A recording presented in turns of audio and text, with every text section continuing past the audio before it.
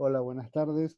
En esta oportunidad vamos a discutir un poquito los contenidos de la clase 11, que son aplicaciones de los equilibrios de precipitación, más allá de la parte teórica que se haya visto en la clase anterior.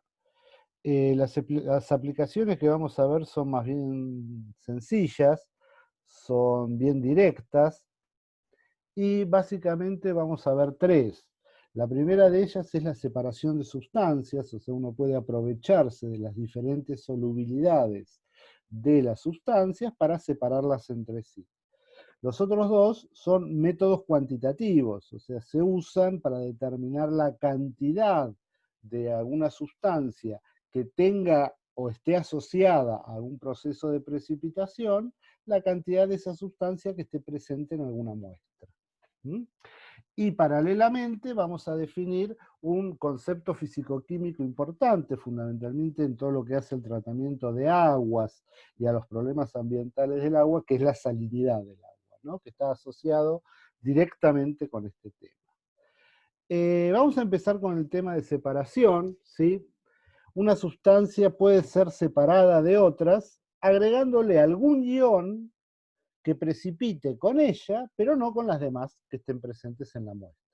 O sea, uno tiene una muestra donde hay varias cosas y uno quiere separar una de esas nada más.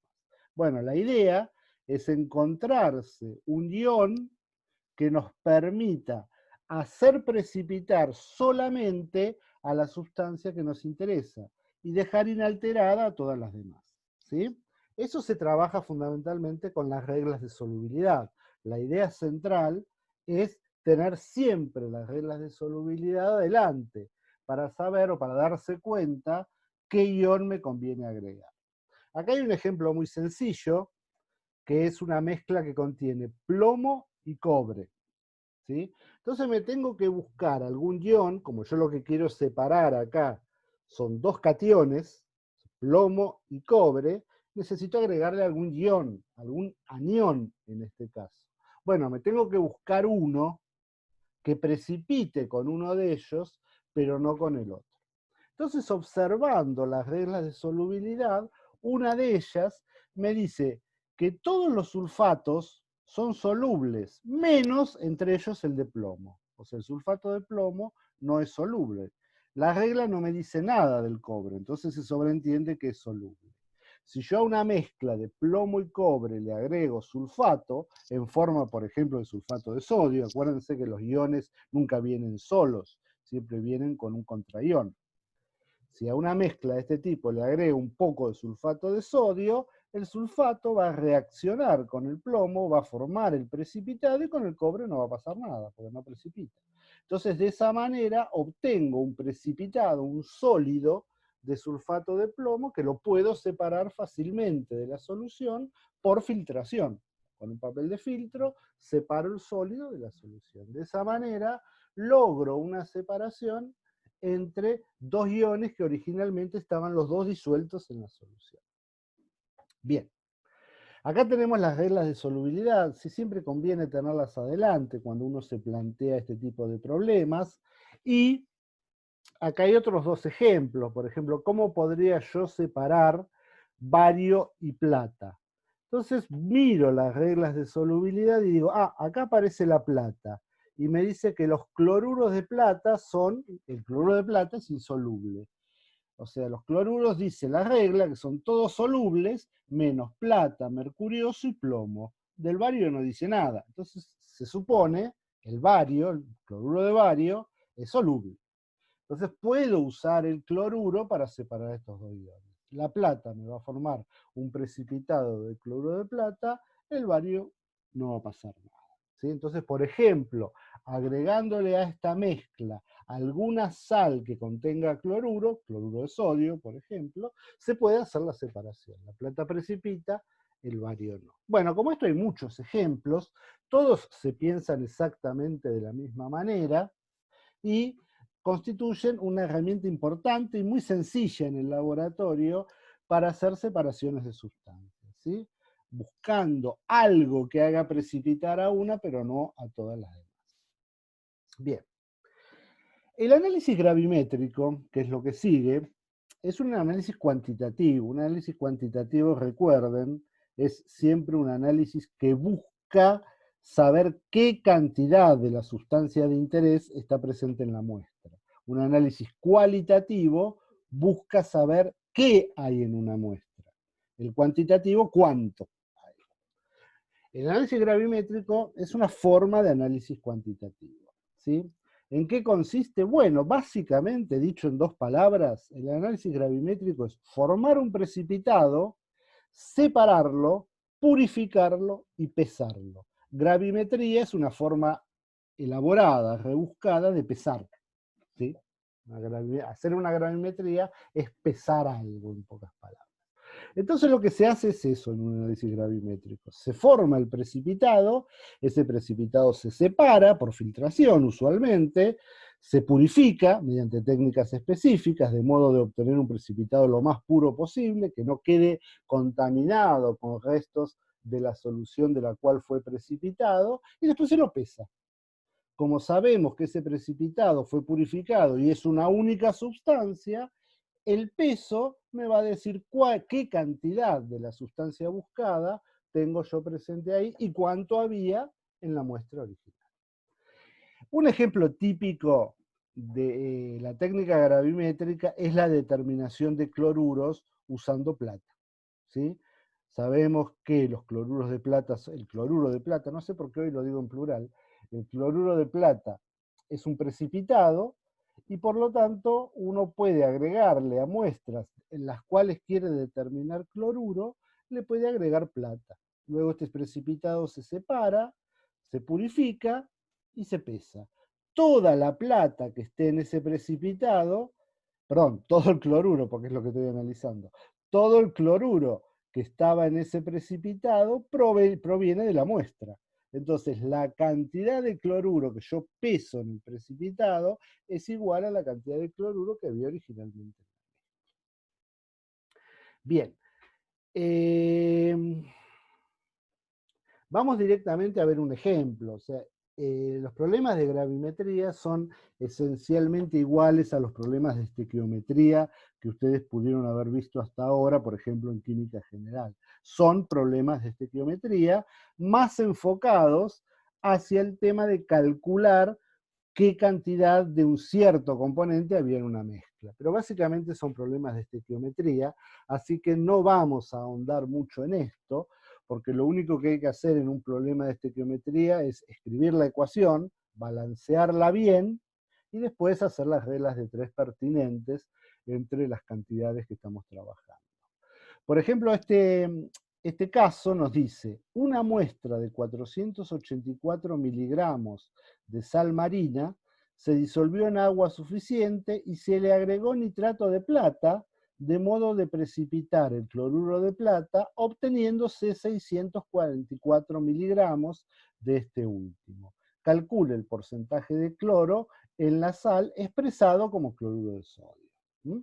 Entonces, ¿qué me pide esto? Bueno, primero la reacción química. La reacción química es la precipitación del cloruro de plata. Plata más cloruro, cloruro de plata. ¿Sí? ¿Qué dato tengo yo usualmente en gravimetría? Bueno, tengo el peso final de la sustancia, porque es lo que yo mido. O sea, yo peso el precipitado que obtuve. Entonces, generalmente este va a ser mi dato. ¿Qué me dice la gravimetría? Bueno, me dice, si vos estás determinando cloruro y precipitaste esto, todo el cloruro que hay acá en el precipitado, que yo lo conozco porque conozco la masa de esta sustancia, tiene que ser igual a la cantidad de cloruro que había en la muestra que estás analizando. O sea, el cloruro se conserva desde la muestra hasta el precipitado final. Entonces la pregunta inicial es esa. ¿Cuánto cloro hay en 644 miligramos de cloruro de sodio? Bueno, yo acá la cuenta la hago usando factores de simplificación simplemente. Ustedes pueden hacer tranquilamente, si se sienten más cómodos, reglas de 3. Esto equivale a hacer una regla de 3, es lo mismo. Yo tengo 644 miligramos de cloruro de plata y sé que en un mol de cloruro de plata tengo 35.45 miligramos de cloro, porque yo el peso molecular de esta sustancia lo obtengo sumando los pesos atómicos del cloro y de la plata. ¿sí? Entonces, como tengo uno de cloro y uno de plata, el peso de cloro que hay en un peso molecular de cloruro de plata es esto. Este es el peso atómico del cloro, este es el peso molecular del cloruro de plata. Fíjense que planteado de esta manera, los miligramos de cloruro de plata se simplifican y me quedan directamente miligramos de cloro, ¿sí? Pero insisto, si no les gusta esta forma de trabajar, no hay ningún problema, pueden usar la regla de 3. La regla de 3, en algún momento, cuando uno hace mucho de estos ejercicios, termina cansando un poco y uno se acostumbra a trabajar de esta manera, pero son completamente equivalentes. Bueno, yo sé que lo que pesé hay esta cantidad de cloro, ¿sí? Y esta cantidad de cloro tiene que ser la misma que había en los 484 miligramos de sal marina. Como a mí me dicen, calcule el porcentaje de cloro expresado como cloruro de sodio, porque es una forma de expresar la cantidad de cloro, uno podría expresarla como porcentaje de cloro, pero acá me la piden como porcentaje de cloruro de sodio. Es bastante frecuente. Entonces, lo que tenemos que ver es esta cantidad de cloro, a qué cantidad de cloruro de sodio equivalen. O sea, en qué cantidad de cloruro de sodio está contenida esta cantidad de cloro. Y eso se hace exactamente de la misma manera usando una regla de 3.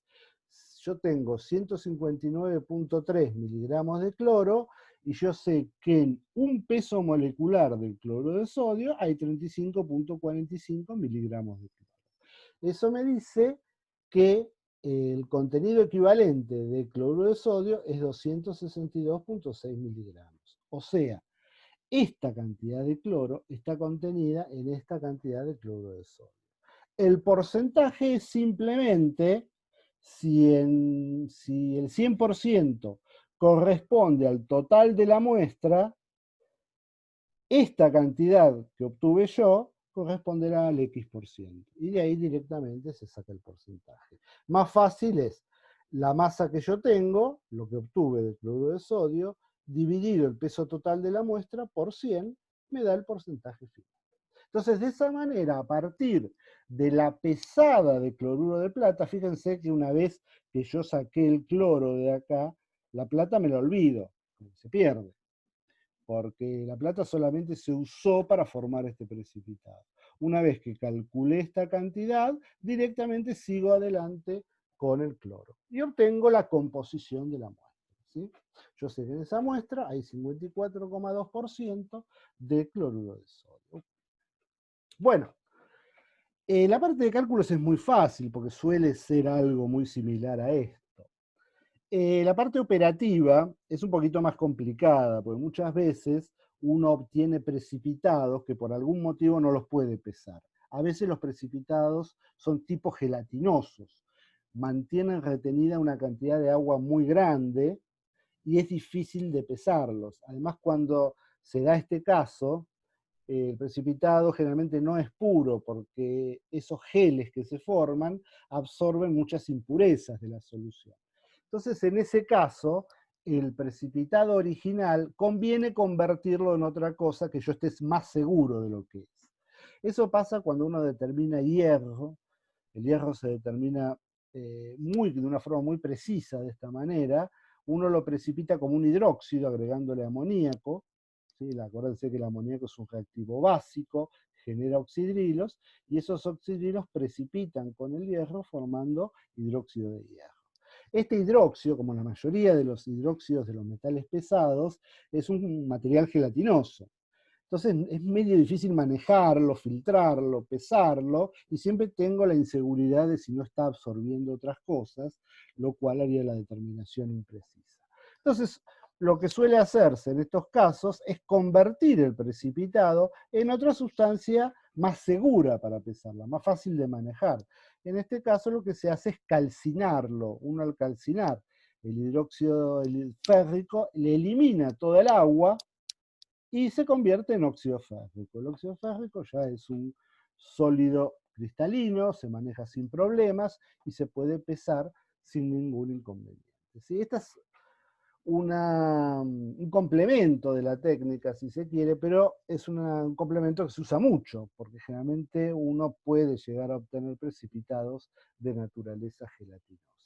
Bueno, acá hay un ejemplo, es muy similar al anterior, así que lo pasamos de largo, se resuelve de la misma forma que el otro. Para que un método gravimétrico sea factible, o sea, tenga sentido hacerlo en la práctica, deben darse las siguientes condiciones. La precipitación tiene que ser cuantitativa, eso quiere decir que tiene que precipitar toda la sustancia que yo quiero determinar. Acuérdense que cuantitativa significaba básicamente eso, precipitación completa. Y la precipitación tiene que ser específica también. La palabra específica significa que solamente tiene que precipitar la sustancia que a mí me interesa. O sea, yo tengo que agregar un reactivo que sea específico, que solo me haga precipitar la sustancia que yo quiero y no alguna otra que también precipite con esa sustancia. O sea, me tengo que buscar una sustancia que haga precipitar a la que a mí me interesa, pero no a las demás. Eso se llama especificidad en química. O sea, se agrega un reactivo que solo reacciona con una e ignora a todas las demás. ¿Sí? A veces es difícil lograr esa condición, pero es lo que uno tiene que buscar. ¿Qué ventajas tiene el método gravimétrico? Bueno, si uno lo hace con cuidado, o sea, si tiene cierta maña en el laboratorio, es muy preciso, es un método muy, muy preciso, pero requiere cuidados experimentales. Hay que ser cuidadoso en cada una de las etapas. No requiere aparatos sofisticados, o sea, con el aparato estándar de laboratorio que hay en cualquier laboratorio se puede hacer, y no tiene requerimientos especiales, o sea, es de bajo perfil. Sin embargo, tiene algunas desventajas. Estas desventajas son básicamente que el método requiere varias operaciones. Uno tiene que precipitar, filtrar, purificar, a veces calcinar y después pesar. Todas estas etapas lo hacen un poco lento al método y ha dejado de ser competitivo respecto a otros métodos alternativos. Un análisis gravimétrico bien hecho puede durar un día. Entonces, con los tiempos de hoy es mucho tiempo. Pero si uno necesita determinaciones precisas y más determinaciones de sustancias medio raras, que no tiene otros métodos más rápidos disponibles, esta es siempre una opción muy valedera. La competencia principal de los métodos gravimétricos son las volumetrías, que vamos a ver dentro de un rato y que ya hemos visto algo en capítulos anteriores. Precisamente a eso vamos ahora. Volumetría de precipitación. Bueno, vamos acá a hacer una pausita y seguimos en la otra parte de este video con estos temas de volumetría.